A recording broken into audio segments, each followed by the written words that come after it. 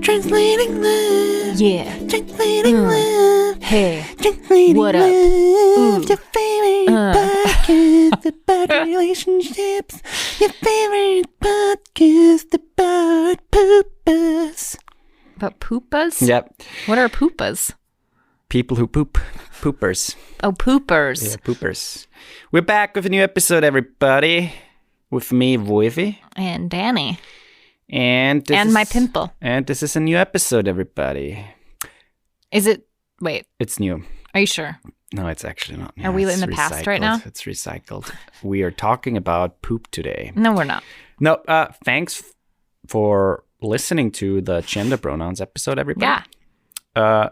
Some of you really liked it, and we appreciate feedback on it. We appreciate, like, just in general, a message if you have, like, just something you liked about it or questions. I mean, we're no experts, but we know at least a little bit, and we know people who are more informed. So right, and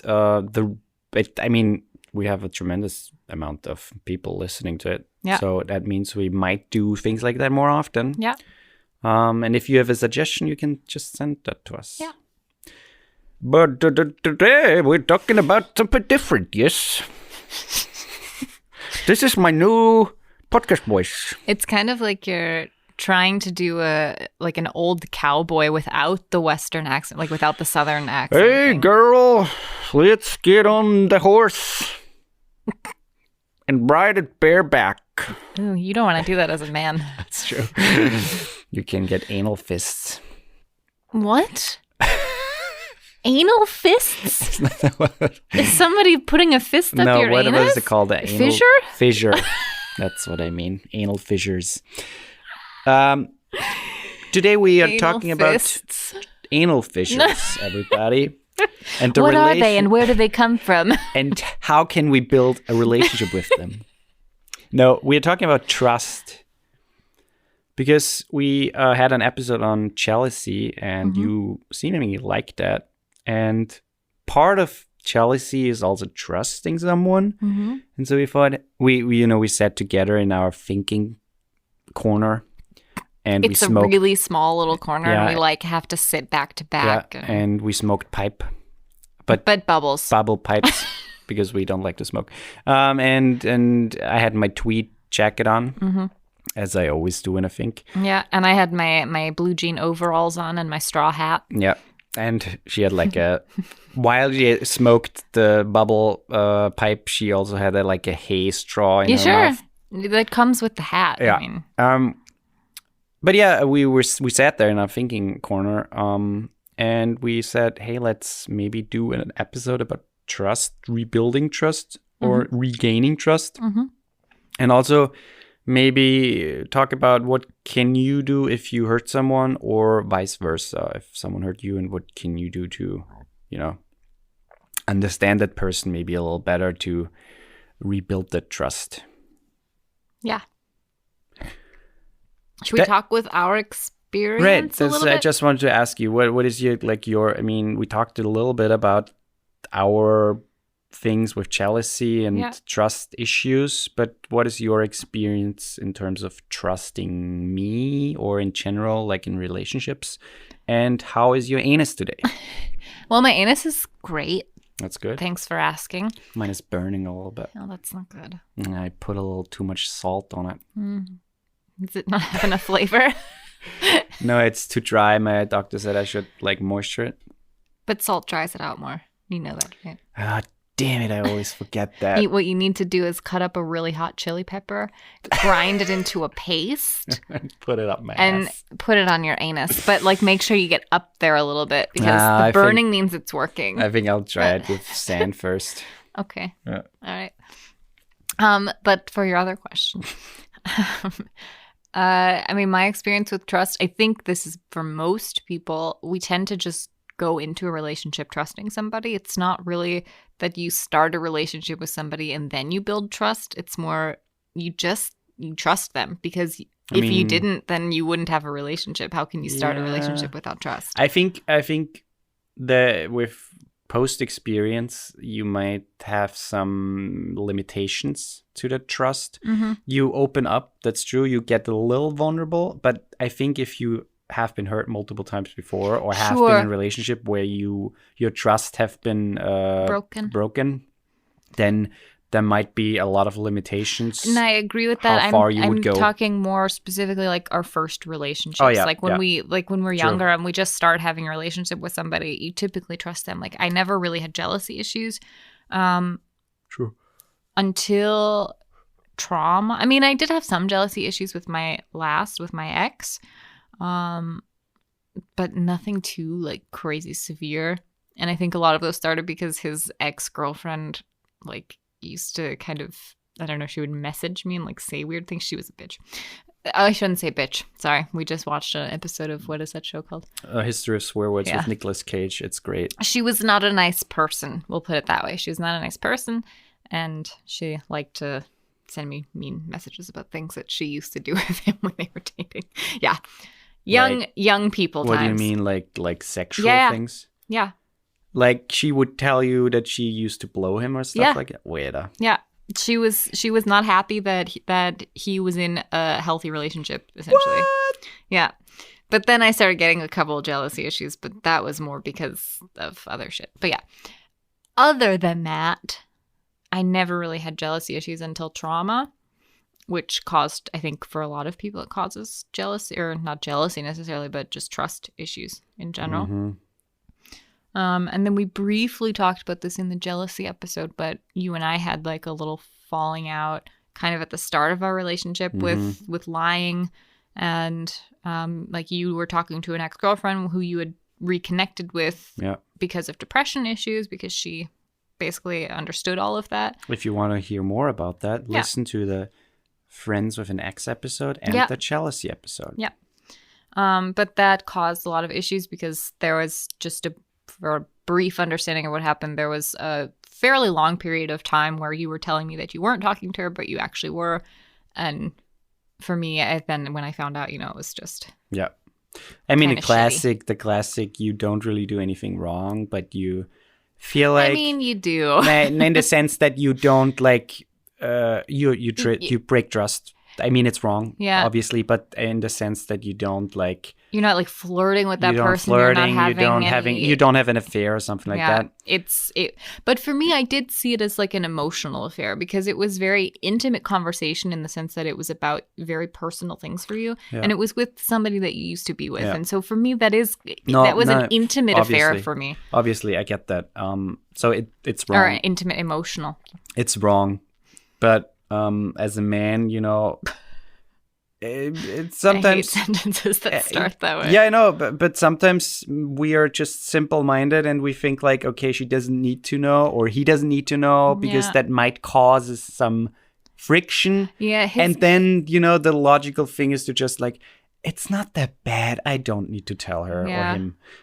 The thing is, I think that we have talked about this, but for you, it was more that in your mind, you were protecting me by not telling me because you thought, oh, this will make her jealous if she knows that I'm doing this. And that's in your mind, that was a good thing that you were not telling me. But in reality, it made it so much worse. That's exactly what I mean. Yeah. So, sometimes at least from my experience, men usually do that. And when you ask like a friend, they are usually like, sure, it's fine. I did that. Or I'm doing that. It's fine. So you get the approval of other men and then you're like good to go. But that broke some trust. Yeah, we had some struggles with that for a really long time. It was really hard for me to move past that. And I think there are still, we talked with our therapist, but I think there are still some lingering things there for me, but most of which are my own thing that I have to deal with, and not so much that it's not that I don't trust you or something. That's back. That's all fine. That's nice. But it's more like just my own anxiety stuff that comes with it that I have to deal with. But yeah, so I don't know. It was don't really, it's hard to say how I gained back trust for you, because I feel like a lot of, when you're the person on the other side of it, I feel like a lot of it has to come from the person who broke your trust, because you can't force the person, you can't force yourself to trust them again. In some ways, you can just say, okay, I'm going to forgive this person. I think that's a big step. Yeah. And I think it can be really hard to separate the two, like separate forgiveness from, it's by forgiving somebody, you're not necessarily saying that what they did was okay. It's just more for my own sanity and for our relationship. Yeah. I need to be able to forgive you so we can keep working past it. It doesn't mean that you stop working on it. I think there is a distinct thing that the person who broke the trust has to do in order to regain it, or in order to start the process of regaining the trust. And a big part of that is, communication, talking about it and being open about it and say, okay, I did that because. Yeah. And also prove that you still are committed to the relationship. I think that's one of the biggest things. Because once that person knows that you are still committed and that you see that you made a mistake and that you're willing to learn and prove that you're not making a similar mistake again or trying to not, I think that's a big stepping stone for the other person to say, okay, I'm trusting you in this. I'm putting my eggs into the basket and say, okay, I'm still in this relationship because it means so much to me. Yeah. And therefore I'm going with that. Because I think in some relationships where multiple times, for example, if a trust gets broken, that can be a reason for a breakup. Yeah. Obviously, but also if a person has been hurt before and has felt the same trust issues before, then that can also cause trouble longer time. And also, being committed to a relationship doesn't necessarily mean that the other person is committed. Yeah. And if you say, okay, I trust you, I trust that you don't do that ever again, and the other person's like, yeah, sure, I won't, but in hindsight, you should have known that he or she or they were lying. And does it again, and then you're like 2-3 months later, you're in the same situation again, and you're like, okay, shit, what do I do now? Okay, I trust you again. I know people who did that, who were committed to a relationship. But that was kind of for us a pattern for a while, where there were a lot of lies around her.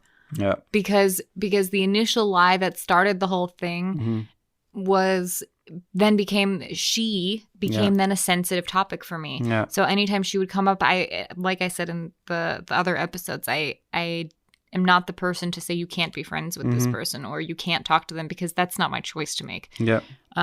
But I can say, this is how I would like to be respected, and if you respect me, then you'll at least be open with me about the relationship. Yeah. Yeah. And I do have boundaries that I ask not to be crossed, but that's all I can do is ask and say that. But there was a time where even after the initial thing came out about you talking to her, it was then a lot of times when there were conversations with the two of you, or even just little things, like you would lie about really, really tiny things about her. And she's a man. No, but they were really just for example, she's an artist, and there was at one point where you were getting ready you were trying to find someone to design a tattoo for you. And my first thought was, I hope he doesn't ask her to do it, because for me, I don't want to see something on your body all the time that reminds me of her. And because that would for me be that. Yeah, she would have drawn her face, and I would have no, but if I knew that she draw it for you, that's not. No, nothing. I get that. Yeah, but that was a whole thing that was a lie, because you said that you didn't ask her, but you actually did, because I asked, hey, can you please not ask her to do it? Yeah. And you said, yeah, no, I won't, but even though it's a good idea, but you had already asked her at that point. And I think it was already so far along that when you canceled, you basically told her oh, Danielle doesn't want you to do it. Yep. And then that became a thing between me and her where she didn't understand. It was this whole big thing that it didn't need to be. You're talking about multiple things here. First of all, you're talking about me doing stuff that wasn't okay and putting basically one lie on top of the other. Yeah, it was like a snowball of lies. Right, or going on with stupid little things that first of all, are not really necessary, but at the same time, I was like already like in the whole circle, and it was also really hard for me to just stop that. Yeah. I mean, you had told me that you, in other past relationships, Right. you always had like little, like nothing Right. massive, No, but right, always right. little lies here Right, and there. exactly, and So you and- never really saw like an issue with it. No, exactly, and especially in my last relationship, there were also some not necessarily trust issues, but jealousy and stuff like that. So in my head, it was like, okay, I'm not telling her about that because it's To just protect her feelings, essentially. it's just easier because Yeah. I have two options. The thing is, in my head, it's like I have two options. Either I tell her and there's a big fight or a fuss about it, or I don't tell her and all is fine. Yeah. In reality, there are two options. First, I lie and basically betray her trust, or I tell her and give her the benefit of the doubt that she will handle that in Yeah. a mature way. And even if I didn't handle it in a mature way, I at least feel I at least get the sense that, okay, at least he's being honest with Right. me, and that helps me then Right. to maybe not overreact to it, or maybe to be able to handle it better. Mm-hmm. No, yeah. So, I mean, we talked about already. Communication is the key. Talking about it. Yeah. And I And- think just with that, it's important to say that it might be a conversation that happens once. It might be a conversation that happens multiple times. And it might be a conversation that comes up months later Yeah. because something gets triggered. And as the person who broke the trust, I think it's important to remember or to try not to get frustrated if it comes up again within a reasonable amount of time. Also, Because it takes time to gain trust back. also show. I don't like how I would say. I don't know how to say it differently, but show the other person that you tried really hard to rebuild the trust. Not in the sense that you need to like give up your privacy or be open about everything, but in little steps and little gestures, you can show the other person, hey, I'm really trying here. Yeah. I'm being open about that stuff. Even though it might be uncomfortable or it might spark a little like issue. Yeah. But Or it might give the other person anxiety because Right. of the topic, but at least you're being open. right, at least you're being open, and I think that's if you can work through that, that's a solid foundation for other problems that might occur in the future. Should we take a quick break? Let's take a break.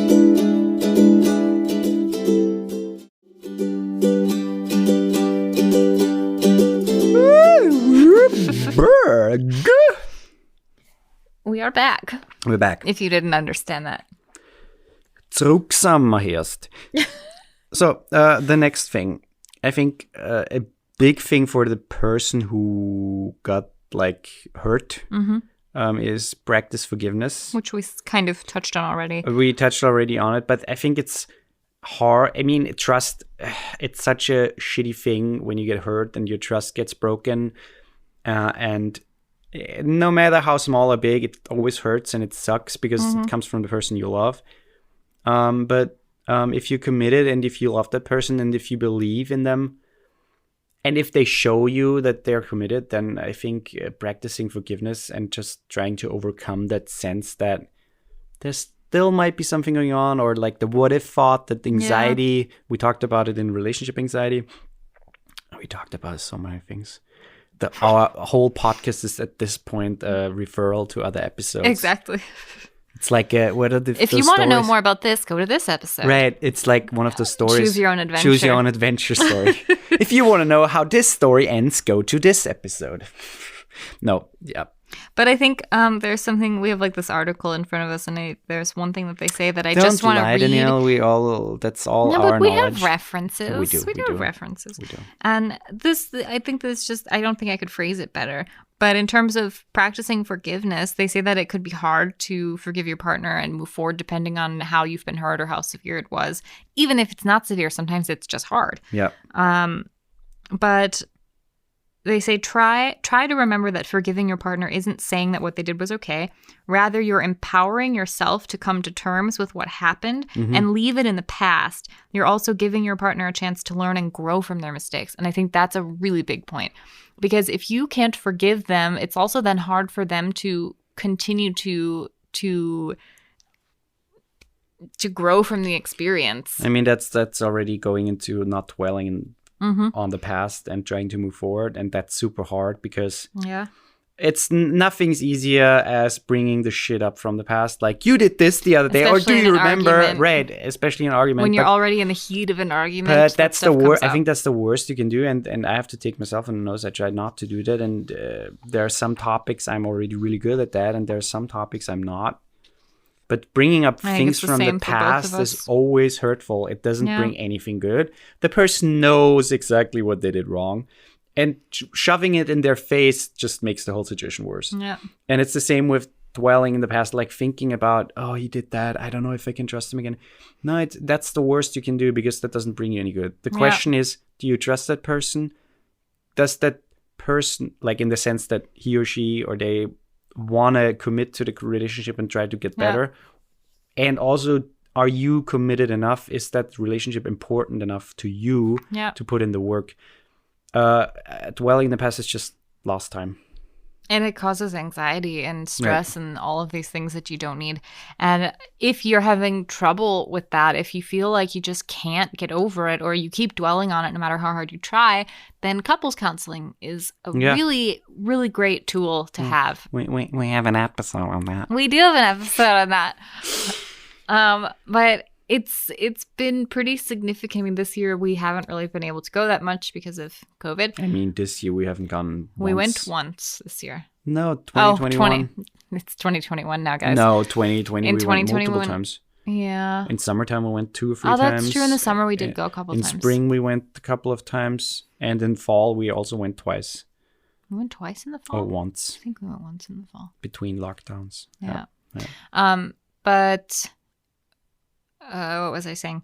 Oh, but I mean, it's been really helpful for us, and we're big advocates, like we've said in many episodes, for not using couples counseling as a last resort, but using it even when things are going okay, because it's a great way to continue to learn how to talk to each other and to learn things that maybe you didn't know about each other, but also to learn new ways to communicate with each other more effectively. Right. It's like building a house. You want to have a strong foundation when the storm hits the house.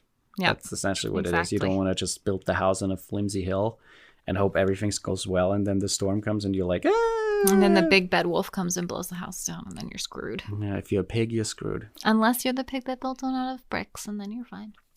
Doesn't the pig die because the brick house doesn't? Oh no, he can't blow. He saved the other 2 pigs. Oh yeah, don't eat pigs, by the way. Okay. Don't eat pigs. We like pigs. So now let's go back to like the person who like if you're the one who hurt someone or lost their trust, things that you can do, no matter what it was, you have to realize that you've caused them some sort of hurt, you've caused them some sort of pain, and if you don't feel badly about that, then maybe you need to reconsider the relationship. Right. Maybe the relationship isn't right for you. Maybe you're not committed to it. Unless he, she, or they deserved it. Nah, I'm kidding. No, but I think it is important to evaluate that about yourself in those times, because you really have to think, why did I do this? Why did I do the thing that I do? Let's use the example of lying. Why did I lie about that? Or why was it important for me to not be honest about this? I mean, it goes further. Why did I flirt with that person? Why did I meet with that person? Who did you flirt with? Nah, but I'm... with my stepfather. With your anus? No. But in any case, if both parties are willing to work on the issue, then you should consider, why did I do that? And also be open about that, I think. And I think that's one of the most crucial parts of regaining trust on that side of it, is to understand why you did it. Because I think without understanding it, it's hard to say you won't do it again. Yeah, exactly. And then, I mean, apologize, obviously, but in a sincere way, where you don't just say, sorry. Sorry. But, you show the other person that you're considerate, you know what you did, you basically are, I don't know how to explain it, like in an empathetic way, Yeah. show the other person that you hurt them, why you hurt them, And that you know that you made a mistake. Right. I think that's also important. and that you understand them in Not the just, way. I'm sorry you feel that way, but Yeah. I'm sorry for my actions. I'm sorry that you show actual remorse and regret for what happened. Yeah, and I mean, also, I think just be open about that you messed up, that the apology is not here to make everything like good, rather than it's the first step towards I'm trying to get better, I'm trying Yeah. to rebuild this thing for us, for this relationship. And I think with going along with the apology, being specific is Yeah. important, and not just, and that's the same with anything. That's just like active listening, which I think we've also talked about. What did you say? Active listening. I know I I didn't didn't listen. say it right. But we talked about that one in arguing, I think. We did, yeah. Where you not just and yeah and okay, Mhm. I'm sorry I hurt you, or I'm Mhm. sorry this, but you actually try to repeat things to them that you know that they feel. Yeah. I'm sorry that I lied to you about where I was. I should have told you it was wrong of me not to, to be able to really put all of it out there instead of just Yeah. sorry. Yeah. And also, I mean, that is also a really good part to show the other person again that what you did was wrong, and you hurt them, and yeah, be empathetic in that sense. Yeah. Yeah, and I think a good thing, I mean, we already like dipped into the whole thing, but a good thing is to just see what the other person needs, ask them what they need. And like also, what would help you to what can I do that would help you to trust me again? Because Right. sometimes the other person can actually say that. right. And if you don't know what the other person needs, I mean, that's a good thing to ask, like, hey, what can I do to start rebuilding the trust? What can I do to that you have the feeling that you can trust me, stuff like that, you know? But also show them multiple times. It's not like just do it once or twice and then it's over. No, you have to be committed. It's work. And it might take a week. It might take a month. It might take a year. Yeah, it's time consuming, and no, it also depends on what you did. Yeah, that's true. Yeah. So, but in the end, I think, and I'm repeating myself here, the most important thing is to just see for both parties, is it worth it to put in the time, the effort, and the energy to rebuild the trust? Yeah. Broken trust can be small, it can be big, and you can break trust so hard that it's basically completely shattered. Yeah. And you have to rebuild that from like the ground up. And Which is not impossible. no, it's not impossible. It's not impossible. But you both have to be committed to doing it. Right. And we basically talked through the whole thing. There are a lot of steps to take. There are a lot of things to consider. And it's a lot of work. Yeah. And that's something you have to consider at the point, because you don't want to hurt the other person again and make him, or they go through the whole thing again. Yeah. And vice versa. You don't want to go through the whole thing again. And if you say, I'm sorry, but I can't do this again, then that's fine. Then that means, okay, you are done with that. And then you have to move on, and then you still have to, put in work to trust someone else again. But that's a different topic. That's not really. It's the same topic. But either way, it's work. But I think in a relationship, if both are committed and it seems possible for both, then I think it's worth it. Yeah. I mean, for example, it can be something, I don't like to classify them as big and small, but in this sense, I think they are. Something on the side of lying about, talking Who to stole somebody the or whatever. chocolate? Sure. Or something on the end of cheating. I know people who have been in relationships and they're still in those relationships where one of the partners Oh, cheated. I know those too. And they are still together and they worked it out. So it's not impossible, but it's just about how much effort are both sides willing to put in, and I also how know- committed are they each to the I relationship. know people who are in that relationship, and I don't know it, but I'm pretty sure that they just like swapped it over. What do you mean? I'm pretty sure they didn't work it out. Oh. I'm pretty sure they both equally said, okay, let's just forget the whole thing. I mean, some people do it that way. I don't think that's a healthy way to do it. But I some think it's people do just it that way. burying a body. I think it's just waiting for it to happen again, quite honestly, if you never work on it. It's either that or it will Because come there out are and- some underlying, I think if you cheat, because we've talked about this too in episodes, I cheated in a relationship before, and as did you. Technically, yes, I did. Technically, yes. You can just say yes. Yes, I did, technically. But Theoretically. the thing is, Practically. I don't remember where I was going now. No, but I know what you're trying to say, but I can't say it now. The thing is, it's one of those things where you have to decide, is that something that there's a reason that you cheated. Right. It doesn't necessarily mean you don't love the person you're with. I think most of the time it does, because when I cheated, I didn't love the person I was with anymore. But it's exciting. It's Ma- new. It's awesome. Shut No. But you also have to, if the relationship is something you want to work on, because sometimes it is the case you really do love the person you're with, and maybe there are some other circumstances. It doesn't make it okay that you cheated, but maybe it's still the case that, okay, you still love the other person, they still love you, and you want to work on it, and that's great. So it's not impossible, but you just have to be able to decide for yourself and be honest with yourself. Yeah. Is this worth it for me? Your partner has to decide, is it worth it for them? Yeah. And yeah. I've just to round it up, working it out is the best way to do it. Or at least trying to work it out. Don't leave it and say, let's just, forget it and move on. Because either it will happen again, or it will come up in a different way where you maybe develop some serious trust issues, anxiety, whatever. And it's just not worth it. Yeah.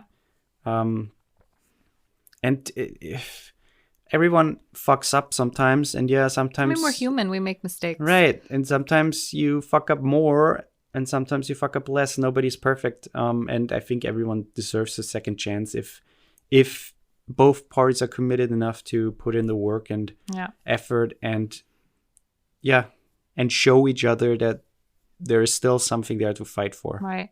And in our example, I would just say, I mean, if you lied to me back then, or if I did something to lose your trust. Oh, you did? What did I do? You ate the piece of chocolate and you always said, no, you didn't. I always told you if you asked me if I ate the piece of chocolate. I wouldn't just tell you that I ate it, but if you asked me, I said yes. No, but in my opinion, our relationship is so strong and so special to me that even when we have rough patches and even when things are hard, I never have the feeling like I don't want to do this anymore. I never have the thought of it's not worth working this out. Yeah. And I think that's, you need to trust your gut. You need to go with your gut on those things. And I'm also not the type of person who would just say, let's fuck it, give up. Especially in a certain age cut it out. with a certain relationship. Yeah. I have friends where they break up and I'm like, why? I mean, first of all, you never know the full story and you never see the full, relationship. But at the same time, it seemed good with each other. Yeah. They have been together for some time, or even not, doesn't really matter. But they're, at a certain age where it's totally worth to just put in some time, and then they behave like kids, basically, where they break up over nothing because one person doesn't want to, let's not go in. But it's just, I think it's almost always, at a certain age especially, I think it's almost always worth it to at least try I think so to too. work on it, because then you can say you tried. Whereas if you just give up and break up and say, okay, it's done, obviously depending on what it was, if it's something super horrible, obviously, and if you're really not happy, obviously. But I think if it's something that you can at least try to work on, if it still doesn't work, then it doesn't work. Yeah. But then you can at least say you tried, and then it was worth it. I think even if it doesn't work out, I think it was worth it because you tried. Yeah. Is my opinion. Yeah. I think that's it. That is it. Thanks